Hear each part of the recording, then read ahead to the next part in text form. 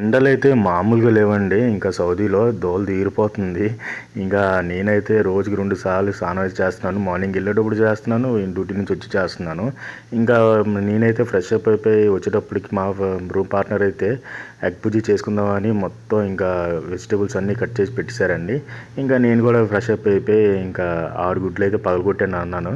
అయితే అతనైతే 6 గుడ్లు పగలగొట్టేశారు. దాబా స్టైల్ అడ్డా బుజ్జి అయితే చేసుకున్నామండి. చాలా అంటే చాలా బాగొచ్చింది. ఇంకా దీంట్లో ఫస్ట్‌గా వచ్చి అల్లం వెల్లుల్లి చిన్న చిన్న ముక్కల్లా కోసుకొని వేసుకుంటే చాలా అంటే చాలా బాగుంటుందండి అడ్డా బుజ్జిలో. ఆ తర్వాత ఆనియన్స్ చిన్న చిన్నగా కట్ చేసుకొని వేసుకోవాలి. ఈ ఉల్లిపాయ ముక్కలు కొంచెం బ్రౌన్ కలర్ వచ్చిన తర్వాత దీంట్లో టమాటా వేసుకొని బాగా కలుపుకొని ఇంకా దీంట్లో పచ్చిమిర్చి అయితే యాడ్ చేసుకున్నానండి. పచ్చిమిర్చి అనేది కొంచెం ఎక్కువ వేసుకోవాలి. అప్పుడే చాలా బాగుంటుంది స్పైసీగాని. దీంట్లో కొంచెం కారం అలాగే ధనియాల పొడి కూడా వేసుకొని మనకి ఏ స్పైసెస్ కావాలో వేసుకోవచ్చండి అండా బుజ్జిలోని. కానీ గరం మసాలా అన్నీ వేసుకోకూడదు. కొంచెం లైట్గా అయితే వేసుకోవాలి. ఇవన్నీ కొంచెం బాగా మిక్స్ చేసుకొని కొంచెం అన్నీ బాగా ఫ్రై అయిపోయిన తర్వాత దీంట్లో మేమైతే 6 గుడ్లు పగలగొట్టుకొని బీట్ చేసుకొని వేసుకున్నామండి. ఇంకా వేసుకున్న తర్వాత దీన్ని ఒక 2 నిమిషాలు అలాగే వదిలేస్తే కొంచెం దగ్గరికి అవుతుందండి. ఆ తర్వాత మనం అలాగా దీంతో స్పూన్తోని అలా కలుపుతుంటే ఇంకా మన ఎగ్ బుజ్జి అయితే రెడీ అయిపోయిందండి.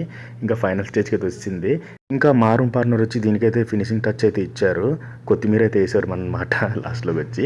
అయితే కొత్తిమీర వేస్తే చాలా బాగా స్మెల్ వచ్చిందండి. ఇంకా కిందకి వెళ్ళి అయితే ఇంకా 8 రోటీస్ అయితే తెచ్చేసుకున్నాము. ఇంకా రోటీతో అయితే చాలా బాగుంటుంది. ఇంకా మొత్తం అయిపోయిన తర్వాత నేను కూడా ట్రై చేశాను. చాలా అంటే చాలా బాగొచ్చింది. చాలా టేస్ట్‌గా ఉంది. మీరు కూడా ట్రై చేయండి.